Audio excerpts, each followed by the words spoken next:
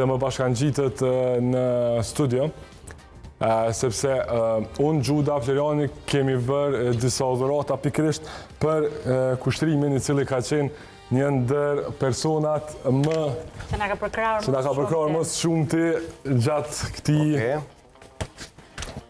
edicioni, pra. Kjo janë dy fanela.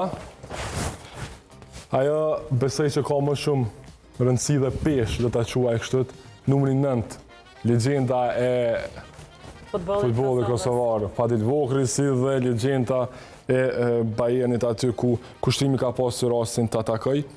I kemi vendosur në një ramë të veçantë për t'i vendosur në ndoshta ambientet ku kushtrimi e kalon pjesët më të madhe të jetës, e padyshim që ajo është zyra e tij në objektin e televizionit kanalit 10.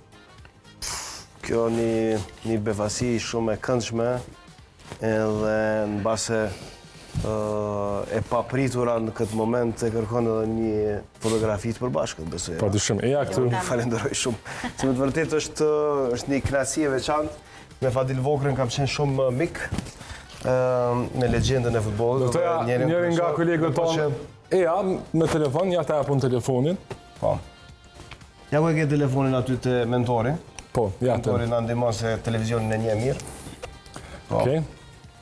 Janë ndoshta dy panellat më të rëndësishme që ke pranuar si dhuratë kushtrim këto? Po, absolutisht po. Edhe mos tjetë kështu ta bëjmë.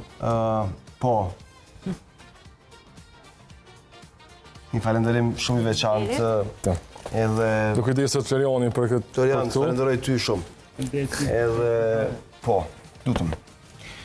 Ja, Florian.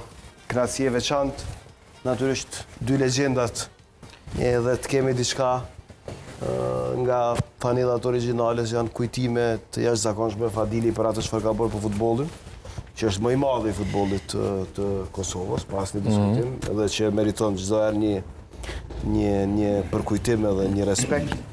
Edhe Uli Hënës që ka qenë një njeri që ka kontribuar për Kosovën në një moment shumë të vështirë, me ndihmën që e ka bërë në vitin 1999 në drejtim të refugjatëve kosovar, që meriton po ashtu një respekt dhe mirënjohje edhe institucionale. Dhe kjo për mua ishte një befasi shumë e këndshme që të falenderoj ty, Dorik, zonën Gjuda edhe Florianin, i cili çdo herë din të bëj befasi. Kosovën falenderoj të shumë për mbështetjen.